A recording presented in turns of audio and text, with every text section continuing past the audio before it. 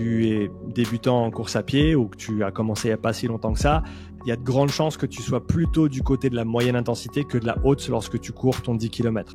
Alors que si tu prends quelqu'un qui court le 10 km en moins de 30 minutes, et ben là, forcément, ils ont un niveau extrêmement élevé.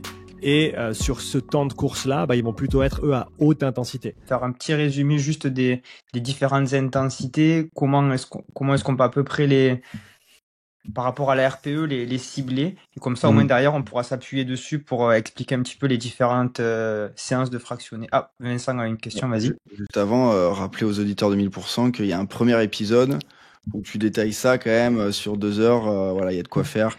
Il y a ça, il y a l'épisode avec Vincent Foulonneau où il nous a cassé la tête. Et à Blaise Dubois, la clinique du coureur. Donc je pense que c'est 3 masterclass sur la course à pied et l'entraînement à l'endurance qui sont magnifiques. Ouais, super. Donc pour redonner un petit peu les bases sur les différentes intensités, et quand je vais donner des chiffres pour illustrer la difficulté des différents efforts, il faut se dire que c'est sur quelques minutes d'effort pour commencer. Donc, par exemple, sur 4-5 minutes d'effort, se poser la question à quel point c'est difficile sur une échelle de 1 à 10.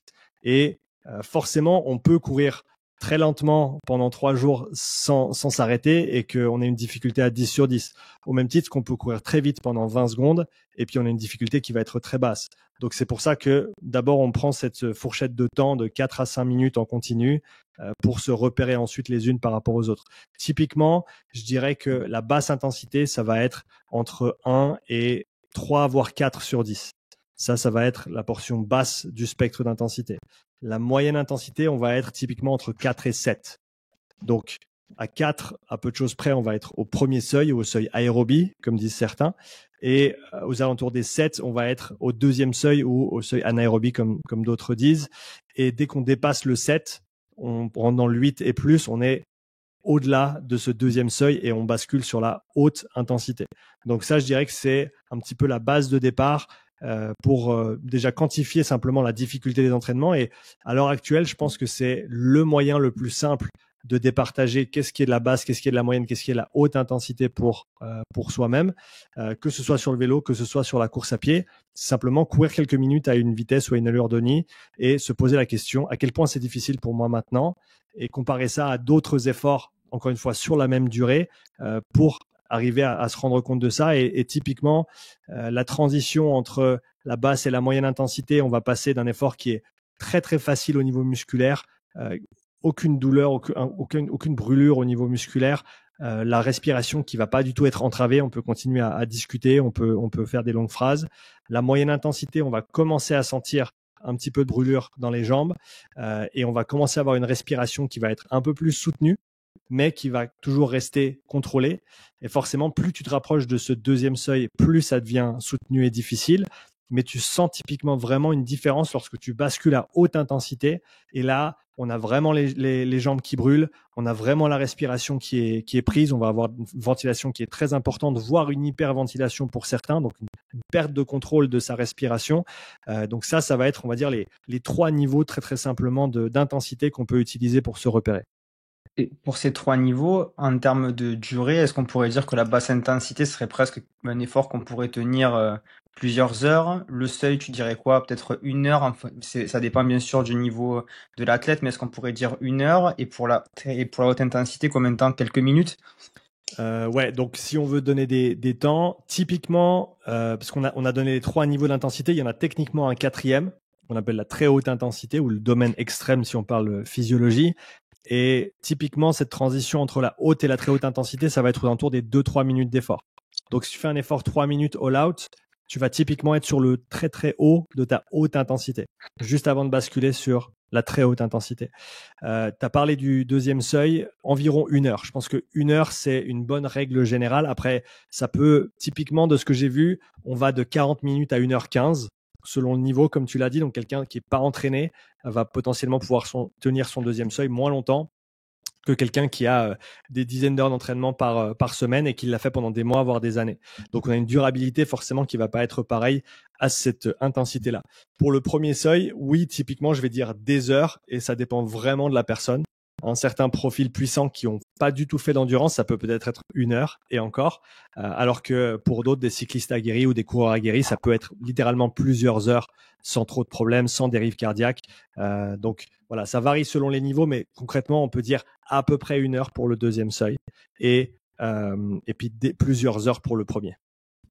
Et en termes de course, est-ce que tu as une idée à peu près de, par exemple, sur un 10 km, un semi, un marathon, à quelle vitesse on court pour justement les gens s'ils veulent se lancer sur ces distances-là, les aider à connaître à peu près leurs allures?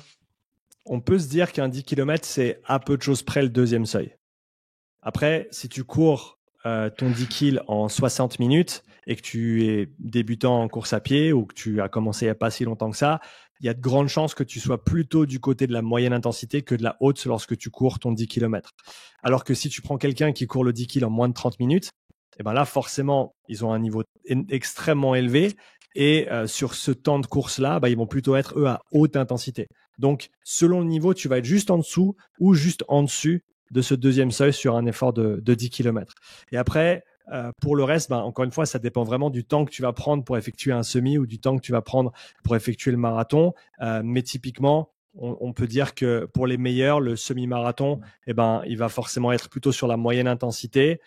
Pour les personnes qui débutent, on va commencer à se rapprocher du premier seuil. Et après le marathon, typiquement, pour des personnes qui le font en plusieurs heures, ça va plutôt être à basse intensité qu'on va l'effectuer si on veut le placer sur ce spectre. Mais encore une fois, il faut prendre conscience du fait que les seuils qu'on a mentionnés, le premier seuil et le deuxième seuil, ces transitions entre basse, moyenne, haute intensité, ils vont baisser avec la fatigue qui s'accumule. Et plus tu es durable, plus tu as entraîné cette durabilité, plus tu peux résister à la fatigue, plus ils vont rester là où ils étaient au départ, lorsque tu étais bien reposé, lorsque tu étais frais. Mais si tu manques de durabilité, justement, ces seuils ils vont se décaler vers la gauche, ils vont s'abaisser progressivement avec la fatigue qui s'accumule. Donc, on garde ça en tête aussi vis-à-vis de ces différents points d'ancrage qu'on a cités ici. Et quelle zone tu chercheras à travailler en fonction de quel contexte? C'est-à-dire que là, tu viens nous expliquer donc les différentes intensités. Et par exemple, en quoi je vais plutôt privilégier une séance au seuil plutôt qu'une séance peut-être à VO2 max? Comment tu organises ça chez l'athlète? J'imagine que ça dépend de l'objectif, du moment. Est-ce que tu pourrais nous donner un petit peu une logique vis-à-vis de ça?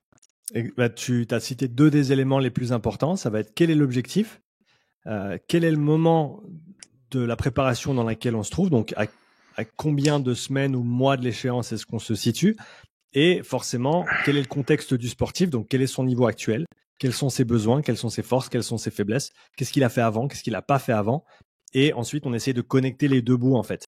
Où est-ce qu'on est maintenant, où est-ce qu'on veut aller, où est-ce qu'on se trouve dans cette phase de préparation, et ensuite on va organiser les choses de manière séquentielle. Si on prend un coureur qui a, on va dire, un vocabulaire de course qui est complètement développé. Ça veut dire qu'il est capable de courir à basse, à moyenne, à haute, voire même à très haute intensité sur du sprint en côte ou sur du travail de vitesse, de foulée, etc.